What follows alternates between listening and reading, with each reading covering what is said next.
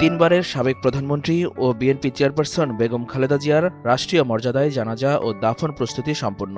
বুধবার ৩১ ডিসেম্বর দুপুর ২টায় জাতীয় সংসদ ভবন মাঠ ও মানিক মিয়া এভিনিউতে তার জানাজা অনুষ্ঠিত হবে। এরপর আনুমানিক দুপুর ৩টা ৩০ মিনিটের দিকে খালেদা জিয়াকে তার স্বামী সাবেক রাষ্ট্রপতি শহীদ জিয়াউর রহমানের কবরের পাশে দাফন করা হবে। বেগম খালেদা জিয়ার জানাজার নামাজ পড়াবেন জাতীয় মসজিদ বায়তুল মোকাররমের খতিব মুফতি আব্দুল মালেক।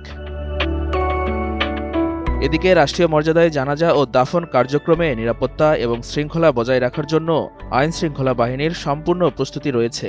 ঢাকা মহানগর পুলিশ সহ বিভিন্ন ইউনিটের ১০,০০০-এরও বেশি সদস্য মোতায়েন থাকবে বলে জানিয়েছে প্রশাসন আরও জানিয়েছে, প্রয়োজন হলে সেনাবাহিনীও সহায়তার ভূমিকা পালন করবে।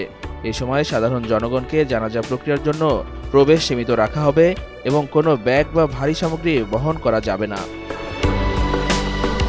এর আগে বুধবার সাধারণ ছুটি ঘোষণার সাথে সাথে দেশে ৩ দিনের রাষ্ট্রীয় শোক ঘোষণা করে অন্তর্বর্তী সরকার।